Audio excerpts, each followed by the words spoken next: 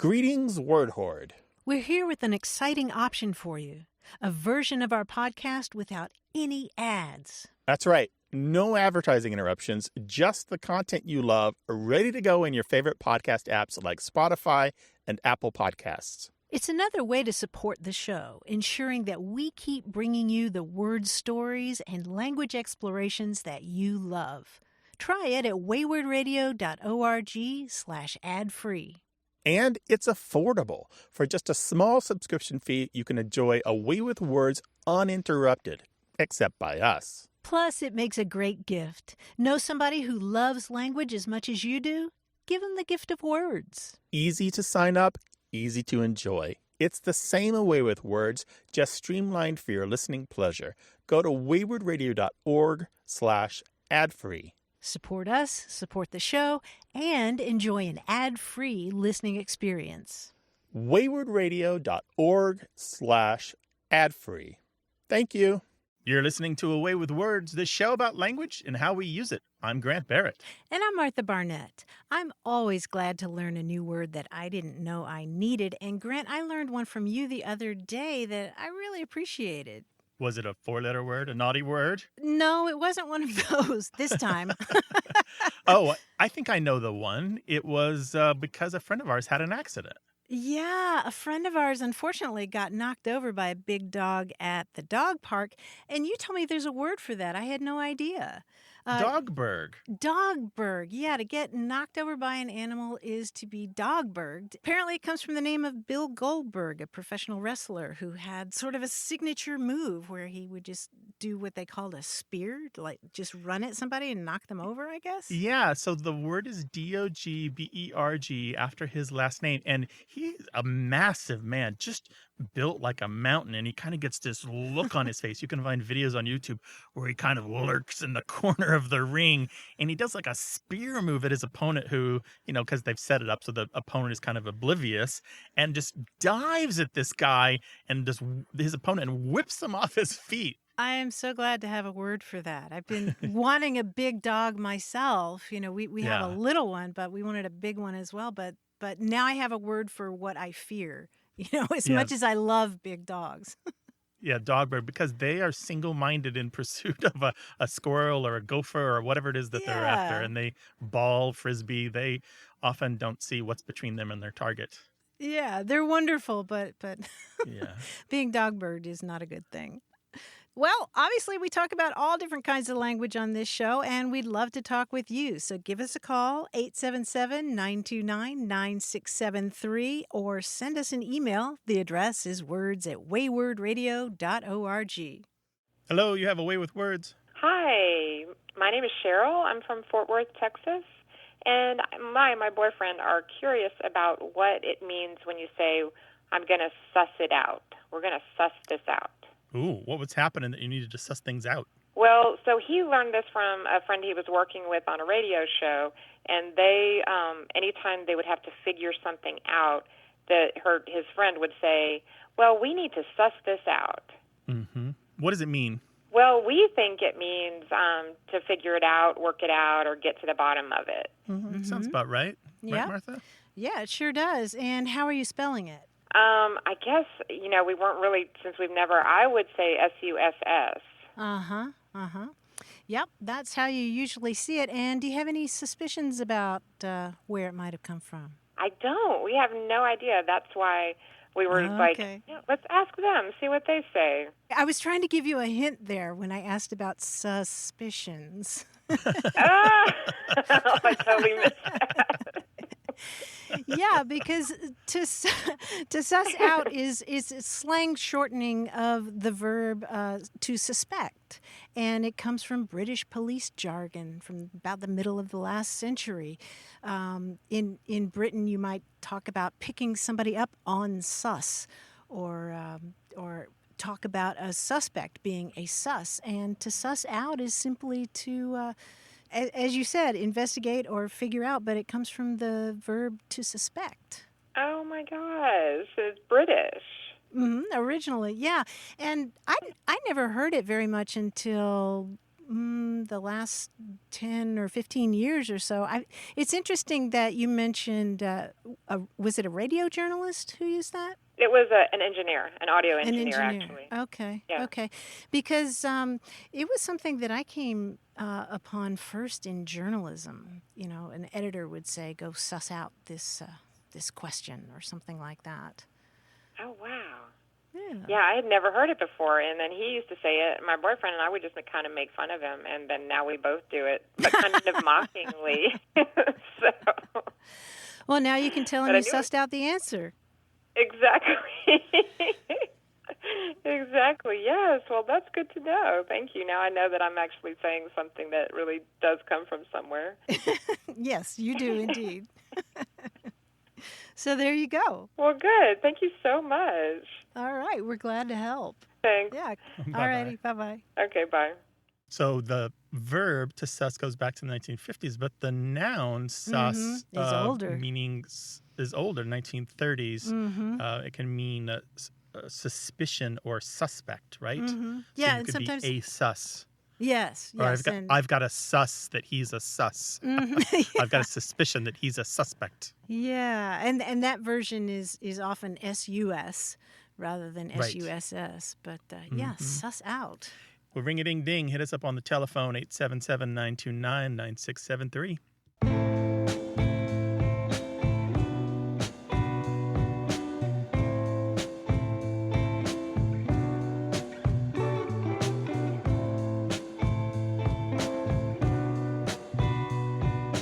Remember our conversation about deviled eggs versus dressed eggs, Grant? I do. I was not able to persuade my wife to make some, though, so I'm going to have to make them myself. I just want the little sprinkle of paprika on top, and I have this lovely smoked paprika that I'm going to use. Oh, man, smoked paprika sounds great. Oh, it's good. I put it on everything. Well, our conversation about people calling deviled eggs dressed eggs because they didn't want to mention the devil prompted an email from Kim Bulgren, who lives in Spooner, Wisconsin. And she writes, I grew up with them being called pretty eggs. It wasn't until I was adult that I heard deviled eggs. My mom said her mom called them pretty eggs because it wasn't proper to say devil. There we go. So that kind of confirms the theory that was making the rounds, that just you avoided saying deviled. So you come up with all these other words instead of deviled. Yeah. And the idea behind deviled was that there was a little bit of bite or spice to it. A little spice. Like the heat of the devil. Yeah. Or smoke. Wow. Smoke, yeah. If you put smoked paprika on there. Smoked paprika works good in burritos, works good on deviled eggs, works good on tacos. You're going to love it. I'm going to have to dig some of that up. 877-929-9673. Hello, you have a way with words. Hi. This is Kate. I'm calling from Arlington, Massachusetts. Arlington, Massachusetts. How you doing? Great. And I was calling because I have a debate with my boyfriend about the pronunciation of a specific word. So I'm hoping you guys are going to prove me right, but I'm not sure. And there is a little bit more history to it, but essentially the word is spelled B-I-O-P-I-C. And I think that it should be pronounced biopic, whereas he thinks it's biopic. And Kate, Grant always likes to ask, what's on the line here? Is it doing dishes for a week or? I think just like a lot of satisfaction. Okay, so the word B-I-O-P-I-C. Yep. Right? Meaning what? Meaning a movie about somebody's life, basically. Mm-hmm. Like maybe a biographical film? Yes, exactly. Yeah, yeah. Well, Kate, what we can tell you is that some people pronounce it the way you do, biopic, but the vast majority of folks say biopic. And that's because it is indeed a biographical film. It's a combination of the bio from biographical and pic is in picture. It's a Hollywood term that arose in the middle of the last century.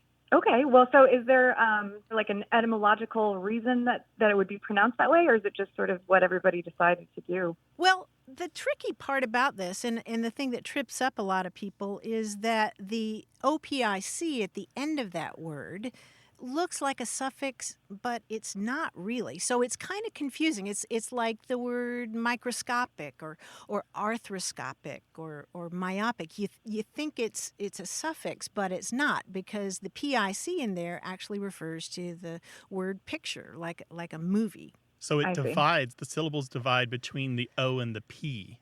So it's Okay. biopic. Yeah, it would be easier if they hyphenated it. Yeah, it's not divided between the I and the O. It's divided between the O and the P. I estimate about 10% of people say it the way you do. And as a matter of fact, Kate, the pronunciation is included in some dictionaries as a secondary pronunciation, meaning it's not the one used by most people. American Heritage Dictionary, for example, does include it as a secondary pronunciation. Cambridge University Press gives biopic as the American pronunciation, but that gives the wrong impression and suggests that all Americans say that, and we don't. Oh, okay. Well, Yeah. it sounds like I'm not wrong, so I've got that going for me. If you want to be devious, find the American Heritage Dictionary online. I believe it's still online in full. Go to the entry for biopic. Send it to your boyfriend and say, look, my pronunciation is there. And don't tell him about any of the rest of this conversation. That's the first thing I'm going to do. Kate, thanks so much for calling. Take care of Yeah, yourself. thanks for having me. Yeah, you too. Sure, bye-bye. Have a good day. All right, Bye. bye-bye. You know, we have a bunch more words like this where we take the first part of two words and combine them together, and they almost always keep the pronunciation of the syllables that are joined together to form a new word, like Right. fro-yo or pro-am or sitcom or slow-mo. Mm-hmm. Yeah. There is one exception, though. Can you think of it? Sci-fi.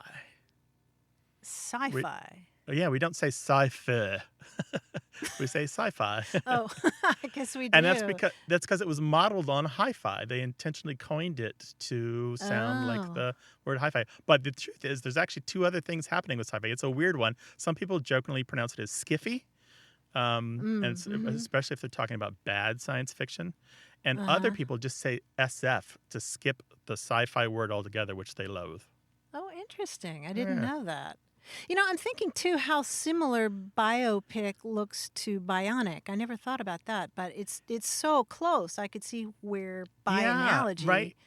And biopsy and myopic, as you said, there are other words. So biopic is a stranger. Other words that are spelled and constructed this way, they're not pronounced like that. So by analogy, you want it to sound like these other words that you already know, this category of words that have the stress in a different place. 877-929-9673.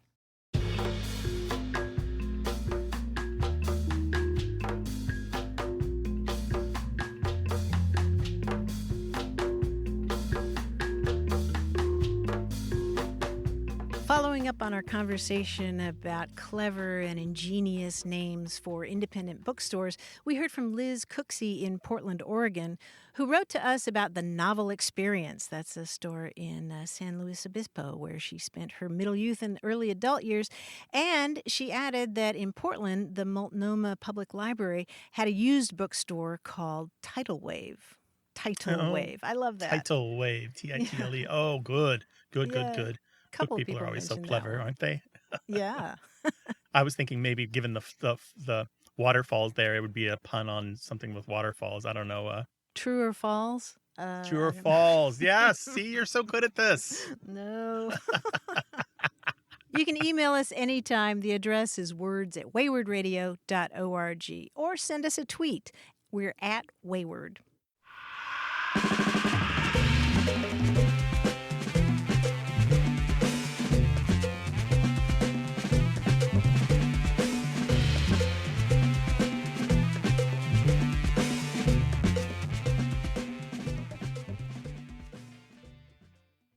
Hey, we've got something special for those of you who love our show but could do without the ads. That's right. Imagine a way with words, the same engaging conversations, the same deep dives into language without advertising interruptions. We're talking about our ad-free podcast feed. It's sleek, clean, and it's just for our supporters. It's at waywardradio.org/ad-free. It's inexpensive, easy to sign up for, and works with all major podcast apps like Apple Podcasts and Spotify. It's an affordable way to support the show and get a seamless listening experience.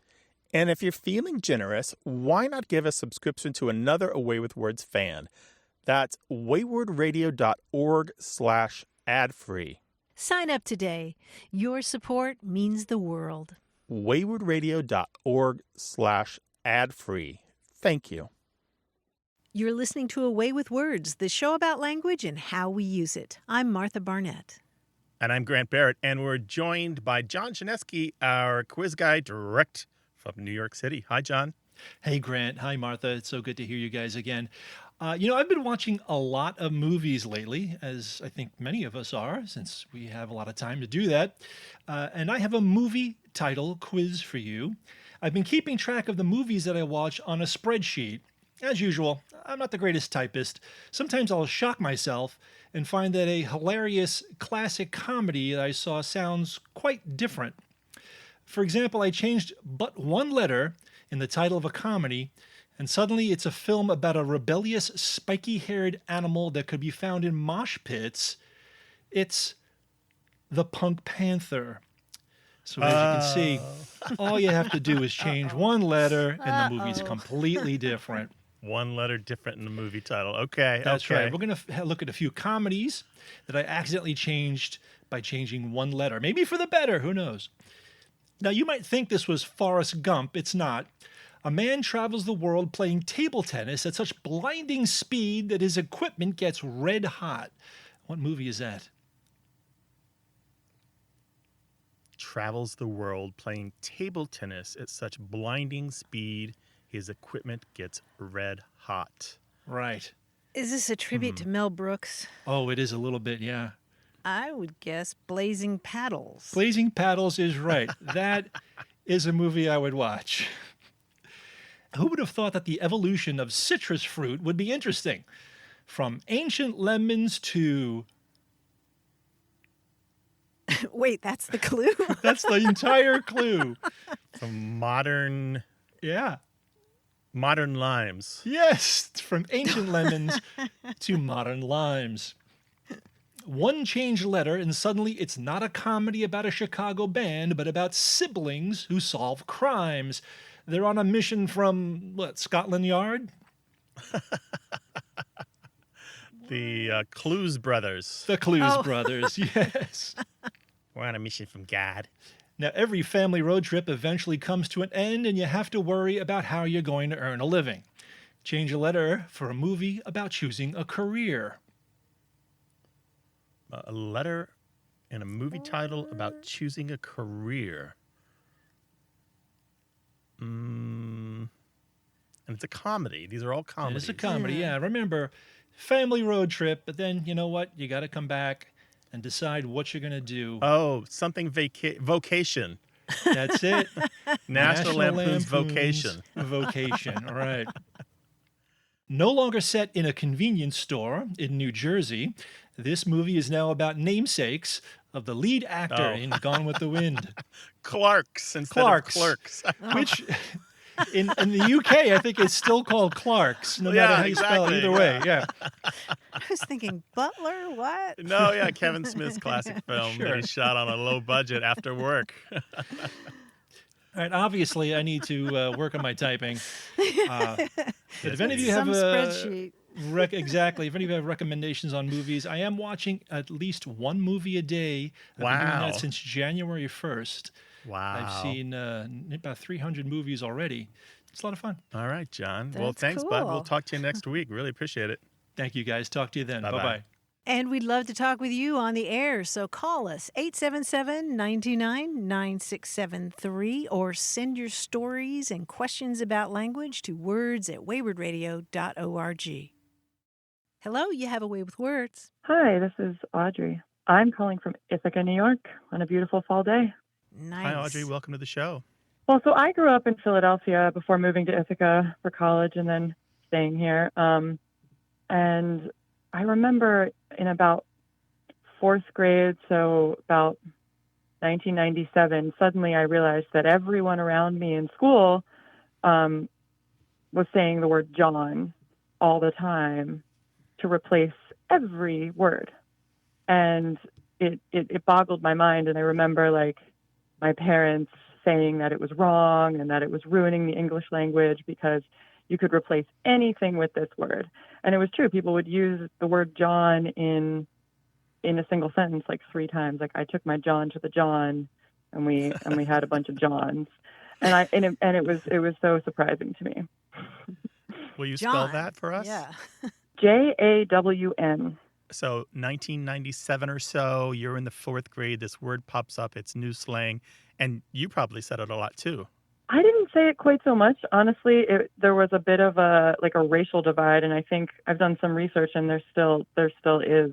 I feel like the white kids kind of said it less in our segregated schools, and we said it a little bit, but it was like very pervasive, especially among Black students. All right, so you're white yourself then. I am white myself, yeah. Okay. In general, what happened with this word is, and a lot of people from Philly hate when this comes up, but it didn't start in Philadelphia. It started in New York City as the word joint, Joint.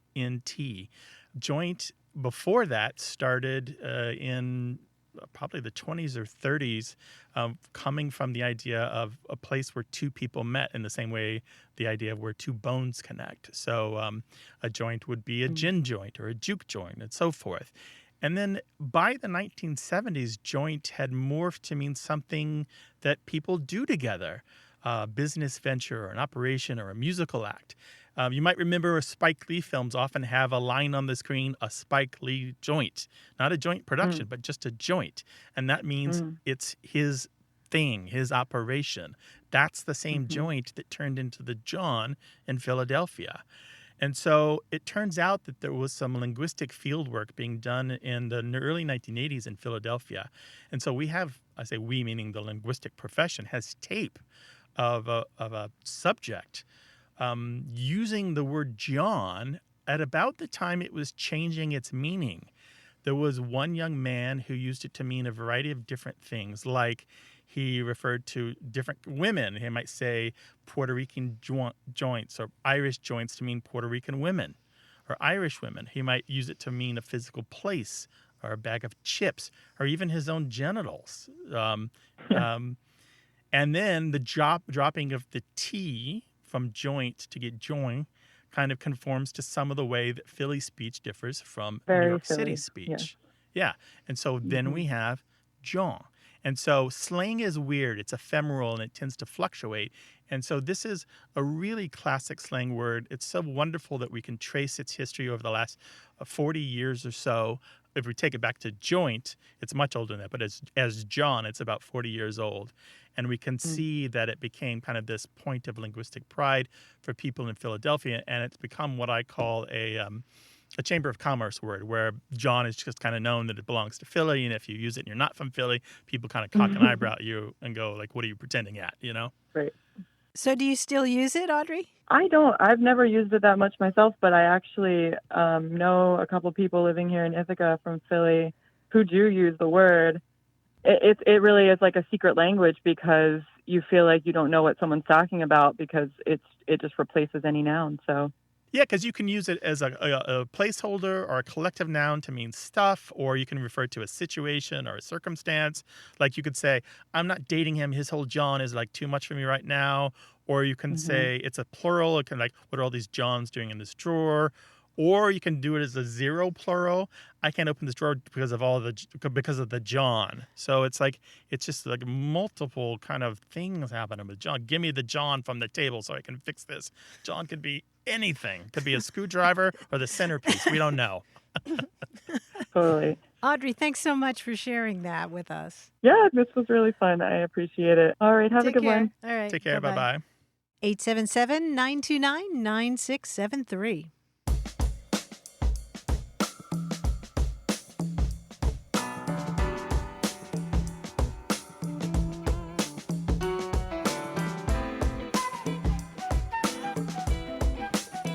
Here is one of my all-time favorite tweets ever. It's from Robert McNeese, and he says, Somehow I've lucked out and have an 8-year-old who thinks secretly reading under the covers past her bedtime is an act of rebellion, and it hasn't yet occurred to her that her flashlights never seem to run out of batteries.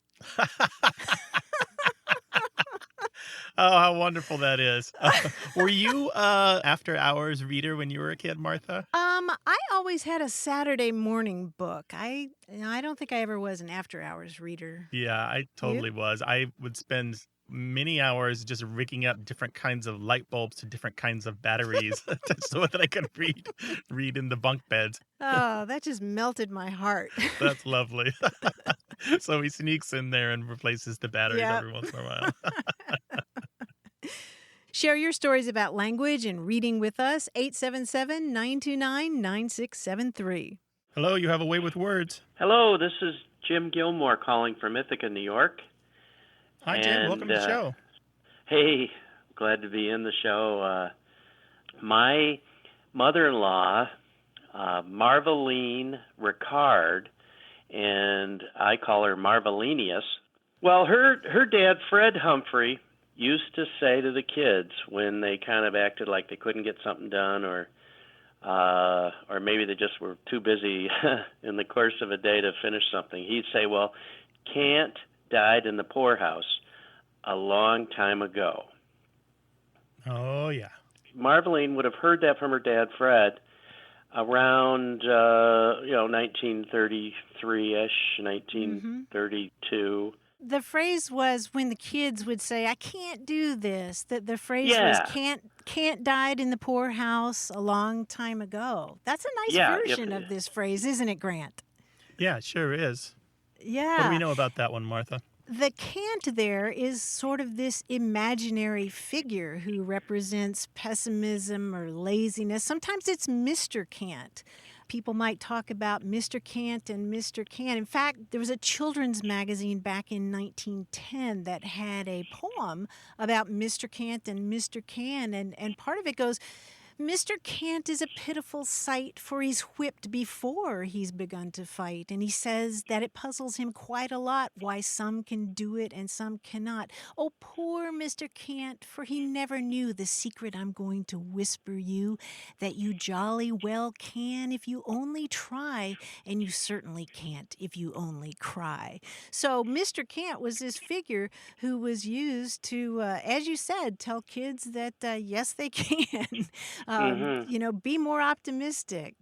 And he didn't always die in the poorhouse, right? Sometimes he died in the cornfield. Sometimes in the cornfield, sometimes in the war. And there was another version of this that went, Kant is dead, his brothers called try. Right. I've just seen Marveline get so much done in the course of her life. And so this phrase just keeps me going, and anybody who knows me, I try to share that attitude with them.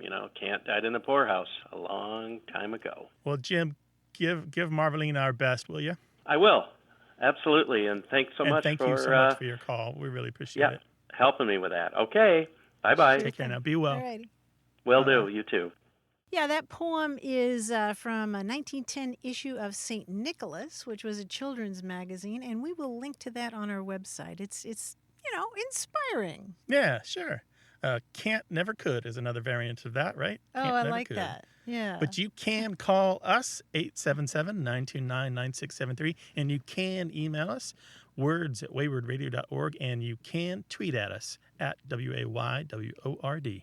Hi there, you have a way with words. Hi there. My name is Lily, and I'm from Madison, Wisconsin. Hey, Lily, welcome. Hi, Lily. What's up? Hi. So I had a question about the word vibe. I'm a teenager who goes to high school, and I hear people use the word all the time, just to mean, having a fun time doing something. And I heard my coworker talking with me the other day about how vibe used to be a word for having feelings for people. I was just wondering how the word has changed over time and what it originated from. So describe in more detail how you use it today. What kind of situations would it come up in? It's more of a slang word now. So, when people just talk about, it's more of a party situation, I think. So if you're with a group of people and you just say, I'm vibing, it means you're having a good time. So I think Yeah, it's like casual. yeah, that sounds about right. That's definitely one of the uses of the slangy uses of vibe. But let's go back more than 100 years, and actually even further back than that. The vibrations, actual vibrations, like things moving rapidly in a repetitive way, have long been seen as having a connection to spirituality, the universe, the body, and the mind, even back to ancient times. And so people have, in a kind of metaphysical or semi-spiritual or way, thought about vibrations as a thing that they could perceive or control. Vibrations have been out there as a thing, including vibrations from the stars, the cosmos, the planets, and so forth. And then we get to vibrations being used in the way that we kind of use it today. By the end of the 1800s, Oscar Wilde wrote in The Importance of Being Earnest about the name Jack, Jack, producing absolutely no vibrations, meaning that the name didn't really do anything for him.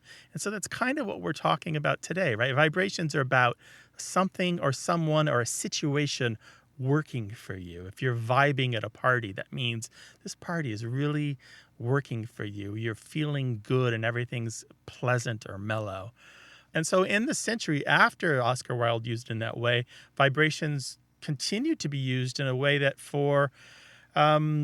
popped up in horoscopes and other works of astrology, and it rose to new popularity in the hippie movements of the 1960s, which cherry-picked from even more religious uses and philosophies and sciences and even more cosmology. And then in 1966, the Beach Boys released their hit Good Vibrations, which was a huge hit. And the reason I said it, and then, vibrations were already a thing, and the hippies were already talking about it. But for the non-hippies and the people not in the know, for the squares, this kind of brought the idea of vibrations out of the hippie movement, out of the counterculture world, to the squares and the people who weren't a part of the movement. And so by 1967, emotional vibrations had been shortened to vibes, although vibes had already been in use since the 1940s as an abbreviation for the musical vibraphone, which is kind of like a xylophone.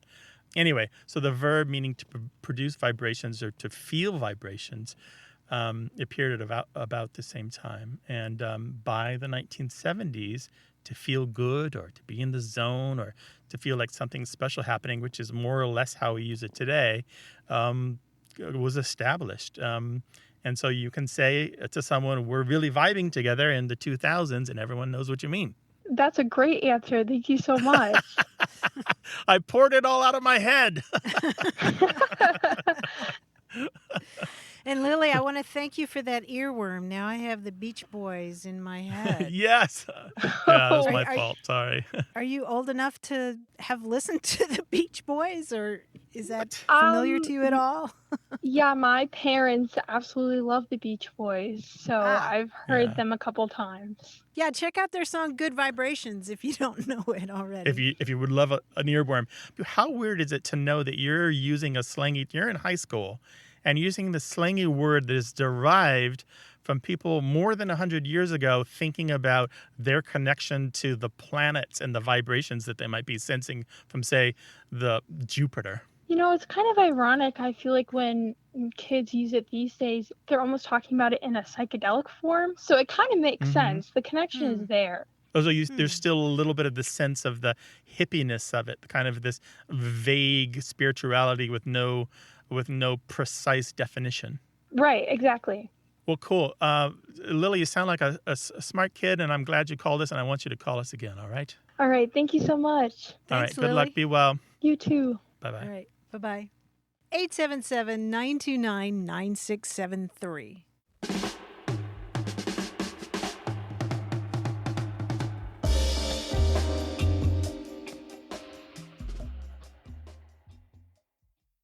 Got a minute? We need your help. Head over to gum.fm/words and share your thoughts in our quick survey. Your feedback matters. It's the backbone of our show's success. Thanks for making our show even more successful. That's gum.fm/WORDS. Thank you. You're listening to Away with Words, the show about language and how we use it. I'm Grant Barrett. And I'm Martha Barnett. My spouse and I decided we really needed a change of scenery, so last month we took a long road trip to Montana to do some hiking, which of course was glorious. We also visited Yellowstone National Park, and we took a couple of guidebooks with us, and I wanted to share a bit of writing from one of them. It's by Brian Kevin, and it's called simply Yellowstone and Grand Teton National Parks. He's describing the geological features that make Yellowstone so distinctive with its hot springs and spewing geysers. And it's a nice piece of writing that offers a big picture perspective, and it sent me down some cool etymological paths. He writes, "The first thing to remember is that we're all floating, all of us, all the time. We're adrift on huge continental islands or plates that comprise the planet's uppermost 50 to 80 miles, known to geologists as the lithosphere. These lithospheric plates drift around on a gurgling sea of plasticized rock called the asthenosphere, bumping and grinding and occasionally sliding beneath one another at a rate of an inch or two every year. Another 1,500 miles below the asthenosphere, much deeper into the layer known as the lower mantle, the rock goes from plasticized to out-and-out molten. Gobs of this molten rock occasionally get so hot that they have to ascend, like the lava in a lava lamp, and they do so in long, narrow plumes running upward through the mantle. When these molten plumes hit the bottom of a solid lithospheric plate, they flatten out into the wide molten pools we call hotspots." And Grant, that's a great explanation of this huge area that underlies Yellowstone National Park. But a couple of words caught my ear, one of which, as you might imagine, is lithosphere, which means the rocky outer part of the earth. That's from Greek lithos, meaning stone or rock, just as a monolith is literally a single block of stone. But the word that really stopped me short was asthenosphere. That's A-S-T-H-E-N-O sphere. And it comes from the Greek word asthenes, which means weak or feeble, and that means it's related to words like myasthenia, which is muscle weakness, or neurasthenia, which is fatigue and malaise that originally was thought to be caused by weak nerves. But I was thinking, could the part below the Earth's rocky crust really be named from the Greek word for weakness? And it turns out, yes. The asthenosphere is literally the sphere of weakness. It's made up of, as one dictionary put it, material believed to yield readily to persistent stresses. It's much hotter and more fluid than the hard, rocky lithosphere. So I was all excited, of course, as you can imagine, to learn this new word, asthenosphere. And then I made another connection, because in Greek, asthenes, or weakness, literally means without strength. And the root word of that is sthenos, which means strength. And that got me to thinking about where we might find a derivative of sthenos, S-T-H-E-N-O-S, in English. And we do have one. Can you guess what it is? Aesthetics, or I don't know, the word strength itself. I don't know. Well, it has to do with strength. It's the word calisthenics, the word for exercise. Nice. It comes from Greek words that mean literally beautiful strength. And as the OED puts it, calisthenics are light, systematic, rhythmic exercises designed to achieve physical fitness alongside grace of movement, especially intended for women or girls. And that sent me to looking for the origin of why we use this word. And it turns out that calisthenics was popularized in the 19th century by Catherine Esther Beecher, an advocate of education for young women, along with her sister, Harriet Beecher Stowe. So there you go, Grant. This is how my mind works. All the time, from the rocky crust of the earth to the author of Uncle Tom's Cabin in 5 easy etymological steps. So you are in Yellowstone, a beautiful place, reading a beautiful passage about this beautiful earth. So you're reading about the layers of the earth, and you find layers of language. That is completely you, Martha. That's wonderful. Thank you so much for this. This is delightful. I'm so happy that you shared this with us. This is fantastic. Thank you for indulging me, Grant. I think, my mind is kind of this fiery every molten week. mass. You just let me know. I'll turn on the mics for you. Oh, and I know that our listeners are big readers, particularly with the pandemic. People have been pulling those must-read books that have been getting a little dusty off their shelves and off their bedside tables and giving them a chance. Share your best passages with us. Share those connections that you made. Share those layers with us. We'd love to hear them and share them with everyone else. 877-929-9673. Email the passage to us at words@waywordradio.org or take a screenshot and send it to us on Twitter at WAYWORD. Hi there, you have a way with words. Hi, this is Patricia McNulty, and I'm speaking to you from Virginia Beach, Virginia. Well, welcome, Patricia. What can we do for you? I have a question. I actually grew up in Michigan and then spent some time in Europe and then was in Massachusetts. And then I moved down in the late 80s to Richmond, Virginia. And I started hearing a lot of things there that kind of stuck in my Midwestern ear the wrong way. And there's a couple of expressions that I've been wondering about ever since then. And one of them is the use of might could together or might should. And it's usually used in a setting like, well, we might could do that, or I might should go to the store today, or something along those lines. And then I started thinking about the people that said that, and I sort of centered on this friend of mine named Jane, and I was wondering if it was maybe a family thing of hers, or if that particular expression is more widely used in the area. So it's not something that you heard in Massachusetts? No, absolutely not. And have you heard it anywhere else outside of Virginia? No, only here. And Patricia, does it mean the same thing as might or should? Or does it have a nuance of meaning is what I'm wondering? No, it just seems like an overuse of two words stuck together. And either one of them would have been fine all by itself. Is Jane's family particularly Southern? Yes. Her father was born and raised in Richmond, and her mom actually grew up on a tobacco farm just south of Petersburg, Virginia. Yeah, that makes a lot of sense, doesn't it, Martha? Oh, yes. Uh-huh. We both were thinking here. I know what Martha's thinking. Can read her mind on this one. One of her lobes of her You brain can always read my mind. Well, we've talked about this on the show. It's been a long time, hasn't it? Mm-hmm. There's something about the settlement patterns of the American South that brought over from the north of England and Scotland a bunch of linguistic traits, and this is one of them. And it's called multiple modals, M-O-D-A-L-S. And modals are helping verbs that express things like possibility, capability, likelihood, permission, or obligation.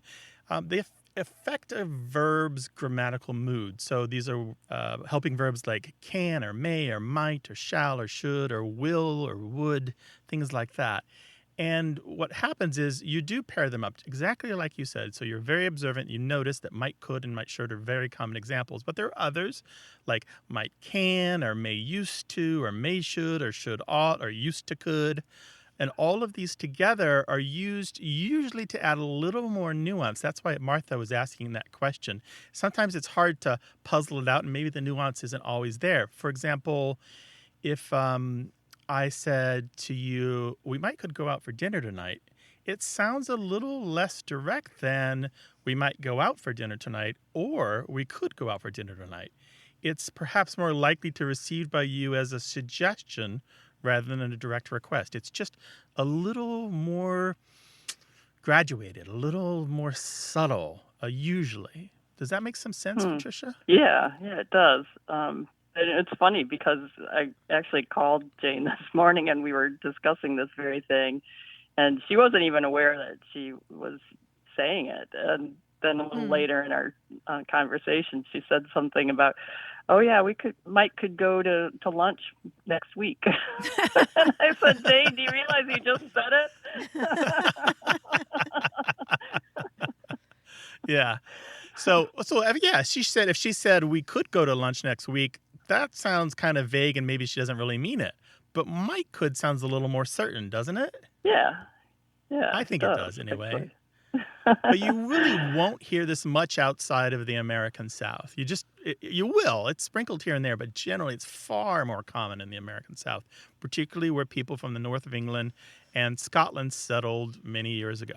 That's really interesting. Well, Patricia, thanks for your call. Yeah, thanks for having me. It was really fun. Bye-bye. Thanks. Bye-bye. Bye-bye. Well, maybe you moved to a different part of the country and something caught your ear. Let us know about it. 877-929-9673 or send the story to us in email. That address is words@waywardradio.org.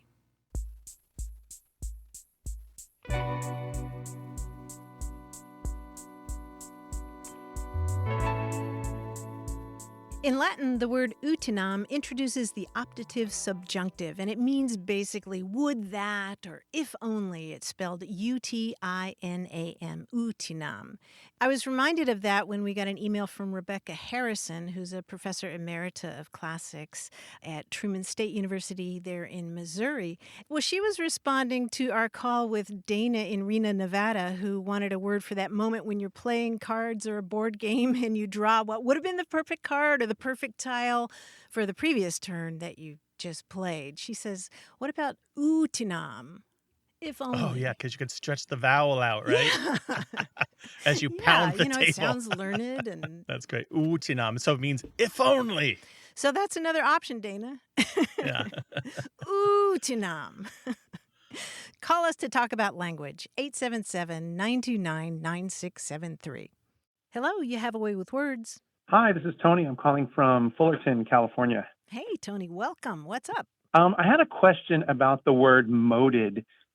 Growing up in Orange County, California in the 70s, it was a word that we used in our neighborhood. It meant sort of like in your face or you're busted.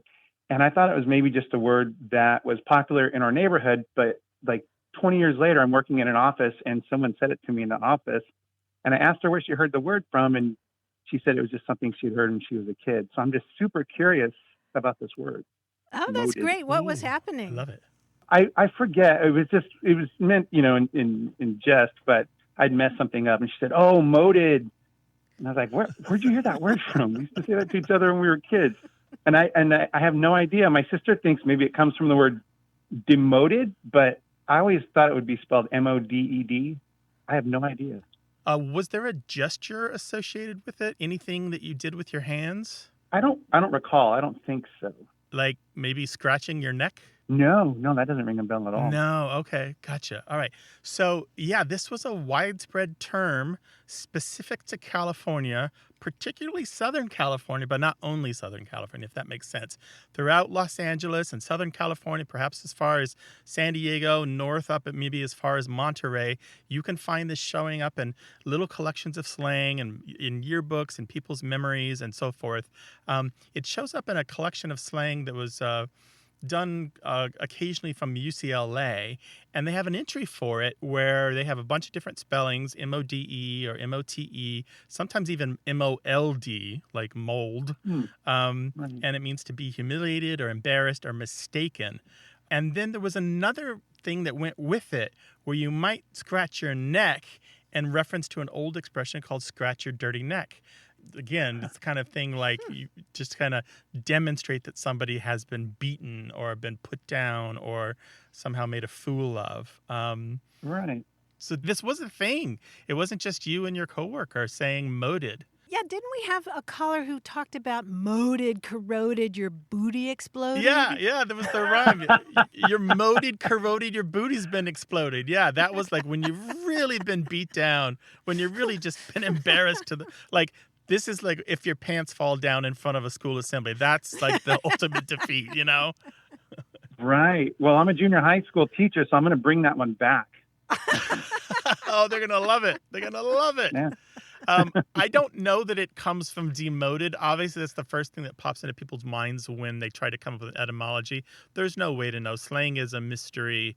There's a lot of different spellings for this, but it could make some sense. But demoted is kind of not really a slangy word, but I could see it being corrupted into slang. Who knows? Well, that's brilliant. Well, thank you for solving such a big mystery. It's the word disappeared just as quickly as it arrived, I think. But like I said, maybe I'll bring it back along with the Well, longer version. by the way, you may not have to bring it back. I found evidence in my files of one report of it still being used in 2003 and a school collection of slang from San Francisco in 2005 that had it reported and submitted by a student. So that's relatively current. So at least it's not the 1970s. So it might still be out there. Yeah, clearly, Tony, you'll have to do some field research for us with your students. Oh, yeah, find out if they know. I do. I have some work to do. Yeah, thank you very much. I really Report appreciate back, it. sir. We will. Thank you. All right. Take care, Tony. And take care. Bye-bye. Thank you. Bye-bye. Call us to share your stories about language, 877-929-9673.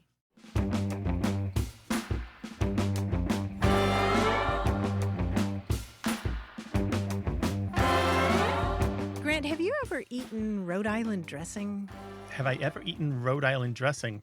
Mm-hmm. Is this RHODE or ROAD? Because if it's ROAD, I'm wondering what you're talking about. No, it's RHODE. And the reason I ask is that you've traveled in Sweden, as I recall. I have, yeah, several times. Well, apparently Rhode Island dressing is a thing in Sweden. It's not a thing here, but it's a Rhode Island sauce, the SAS with the little circle over the A. Yeah. You can look it up on the internet. Some chef there invented Rhode Island dressing. It sounds like one of those names that, you want to make sound fancy, so you just name it after some faraway place. Yeah, Rhode Island could sound absolutely exotic, right? When you're like all this. Well, and plus, because Sweden has this whole seafaring and fishing culture, and Rhode Island has this fishing culture, right?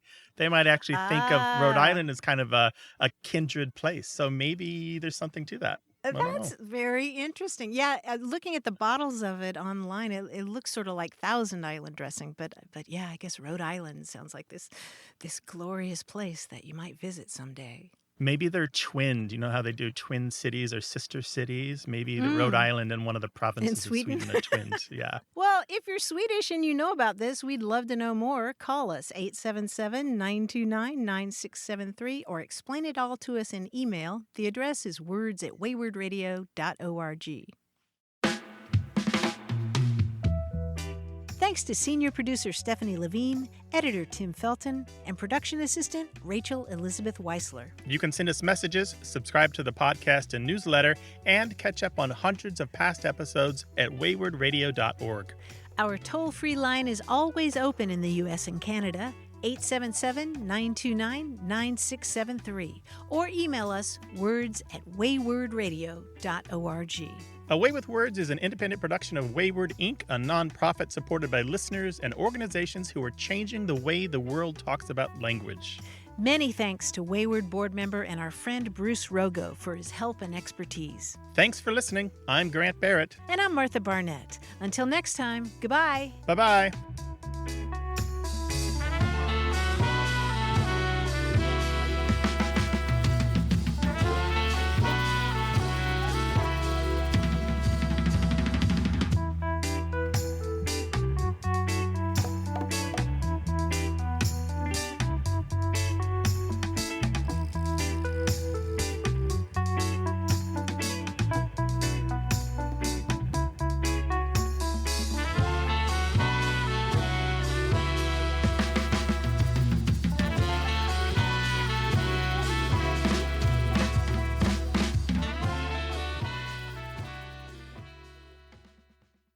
Hey, listeners, we have a favor to ask. We'd love for you to fill out our listener survey at gum.fm/words. Your feedback is crucial. It's quick, and it helps us make our show even better. It shapes our show, helps us plan, and ensures we're bringing you the content you love. That's gum.fm/WORDS.